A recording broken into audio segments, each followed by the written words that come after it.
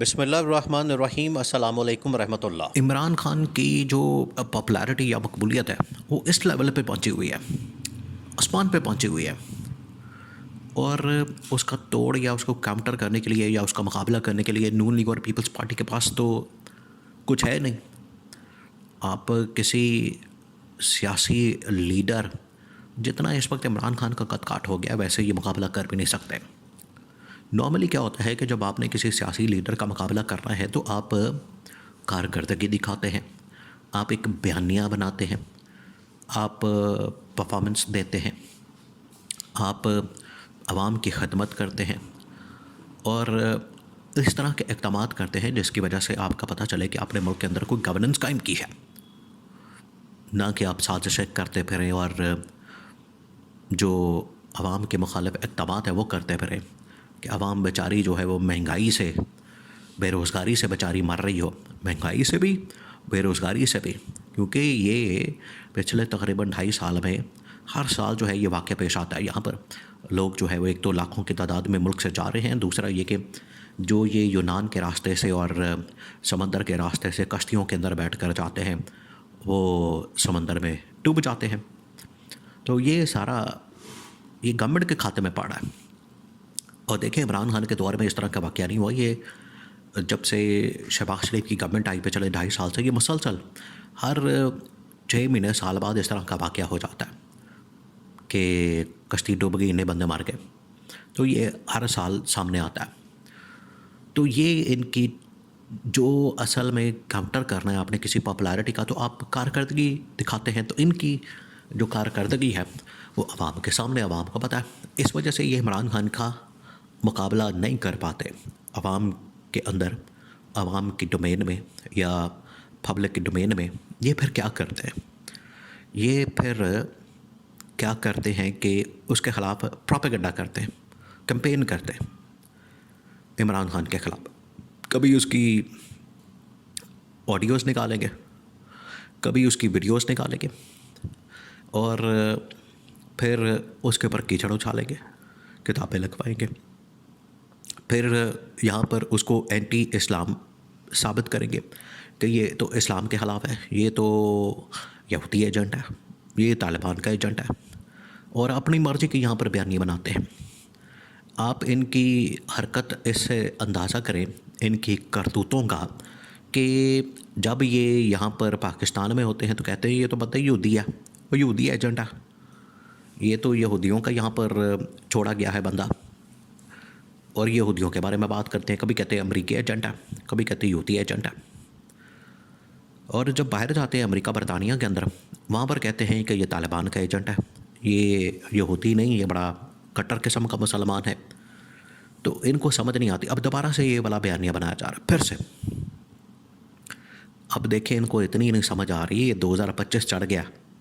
2025 یہ social media کا دور ہے، یہ ڈیجیٹل میڈیا کا دور ہے۔ آپ ایک طرف عمران خان کے ساتھ کر رہے ہیں مذاکرات، اس کے ساتھ بیٹھ رہے ہیں، ملاقاتیں کر رہے ہیں، سیٹنگ کر رہے ہیں، ان کے ساتھ جو پورا ایک ایجنڈا ہے وہ شیئر کر رہے ہیں، ایکسچینج کر رہے ہیں، ایک طرف تو یہ آپ کر رہے ہیں، دوسری طرف آپ اس کے خلاف بیانیہ اور اس کے خلاف باتیں اور ٹی وی ٹاک شوز کے اندر جا کے اس طرح کی باتیں، اور ایک دو لوگوں نے انٹرنیشنل میڈیا کے ساتھ بات کی، یہ خواجہ آصف ٹائپ، جو تھوڑی بہت ان کی انگلش ہوتی ہے، انگریزی ہوتی ہے، وہ بھی ساری نکل جاتی ہے۔ تو انٹرنیشنل میڈیا کے ساتھ جب انہوں نے انٹریکشن کی تو وہاں پر یہ کہتے ہیں کہ یہ تو طالبان کا بڑا حمایتی ہے۔ اب یہ کیوں کیا جا رہا ہے؟ طالبان کا حمایتی عمران خان کو کیوں شو کیا جا رہا ہے؟ اور یہ پالیسی بتائی جا رہی ہے 2021 کے اندر عمران خان نے جو بنائی تھی، عمران خان کی یہ پالیسی تھی، حالانکہ وہ اس وقت کی اسٹیبلشمنٹ اور ساری گورنمنٹ اور تمام کے تمام اسٹیک ہولڈرز تھے وہ آن بورڈ تھے، لیکن عمران خان کو شو کیا جا رہا ہے کہ یہ طالبان کا کوئی حمایتی آدمی ہے۔ اب یہ اس وجہ سے کیا جا رہا ہے کیونکہ ٹرمپ ایڈمنسٹریشن آ رہی ہے، ٹرمپ کی انتظامیہ، امریکہ آ کے پاکستان کے متعلق اور خاص طور پر افغانستان کے متعلق ایک پالیسی بنائے گا۔ جب وہ بنائے گا تو یہ کہے کہ یہ عمران خان جس کو ہم نے اندر جیل میں رکھا ہوا اور آپ کہہ رہے ہیں کہ اس کے خلاف ہم انتقامی کارروائی کر رہے ہیں، آپ اس کی حمایت کر رہے ہیں، امریکہ یعنی کہ اس کی رچرڈ گرنیل اور یہ لوگ ان کو کہیں گے کہ آپ اس کی حمایت کر رہے ہیں، اس کے تو حالات یہ ہیں یا اس کی ذہنیت یہ سوچ یہ ہے کہ نظریہ یہ ہے کہ وہ طالبان کا حمایتی ہے، یہ امریکہ کے سامنے رکھا جا رہا ہے۔ 20 جنوری سے پہلے آپ کو پتہ ہے ان کے لیے تو وہ زندگی موت کا مسئلہ بنا ہوا ہے کہ 20 جنوری سے پہلے جو ہے وہ ہم نے کچھ نہ کچھ یہ اس کا حل نکالنا ہے، سلوشن نکالنا ہے، اس چکر میں پڑے ہوئے ہیں۔ تو یہ اب ان کو سمجھ نہیں آ رہی۔ یہ اب عمران خان کو کبھی کہتے ہیں کہ یہ یہودی ایجنٹ ہے، یہاں کی عوام کو کہیں گے یہودی ایجنٹ ہے، وہاں کی عوام کو کہیں گے یہ مسلمان کا ایجنٹ ہے یا طالبان کا ایجنٹ ہے۔ تو یہ ہے دوہری یا منافقانہ قسم کی پالیسی اور منافقت جو یہ کر رہے ہیں، اور اس میں لیڈ کون کرنے والا وہی پھر پیچھے خواجہ آصف، جس کو یہ فکر پڑی ہوئی، یہ سارا کچھ اس وجہ سے کر رہا ہے تاکہ مذاکرات کسی طرح سے ڈی ریل ہو جائے، بات چیت ڈائلاگ یہ جو چل رہا ہے سسٹم یہ کسی طرح سے سبٹاج ہو جائے،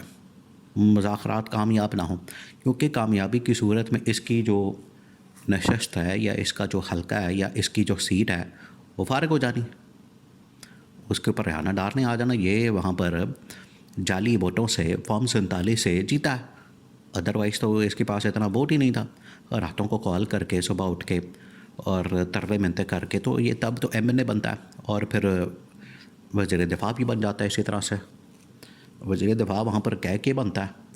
کہ منو اتھے لا دو، میں کرنا کچھ نہیں، تو وہ کہتے ہیں ٹھیک ہے پھر آپ کو ادھر لگا دیتے ہیں اگر آپ نے کچھ کرنا۔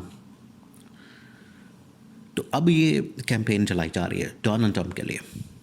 کہ جیسے ہی 20 جنوری کو آئے تو ہم یہاں پر کیمپین بنا کے بیٹھے ہوں، اور اس کے سامنے یہ ہم سارا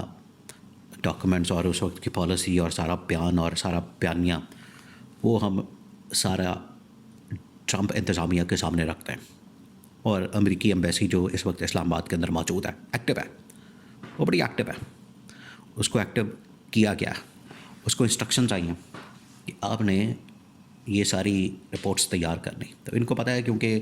رپورٹس تیار ہو رہی ہیں، یہاں کی رپورٹنگ ایک چیز کو ایونٹ کو کور کیا جا رہا ہے، بیان کو دیکھا جا رہا ہے جو کہ امریکہ کے متعلق طالبان کے متعلق، تو یہ عمران خان کو اس کھاتے میں ڈال رہے ہیں، عمران خان کے خلاف بیانیہ اس طریقے سے بنا رہے ہیں، اس طریقے سے اس کو پریزنٹ کر رہے ہیں عمران خان کو، لیکن اس کو کیا فرق پڑنا، وہ تو جیل کے اندر بیٹھا ہوا، اور ہیومن رائٹس والا جو اس وقت ایشو ہے، ان کے اوپر کویسچن ہے، ان کے اوپر جو سوالیہ نشان ہے، وہ ان چیزوں سے کہیں زیادہ بڑا ہے، وہ اب جو مرضی کر لیں وہ نہیں چھپ سکتا۔ ہیومن رائٹس کی وائلیشن اور سویلینس کا ملٹری کورٹ سے ٹرائل اور سزائیں، اور پھر اس کے بعد یہ انتقامی کارروائیاں، انسانی حقوق کی پامالیاں، جمہوریت کی دھجیاں جس طریقے سے اڑائی گئی، وہ اب ایشو نہیں تپ سکتا۔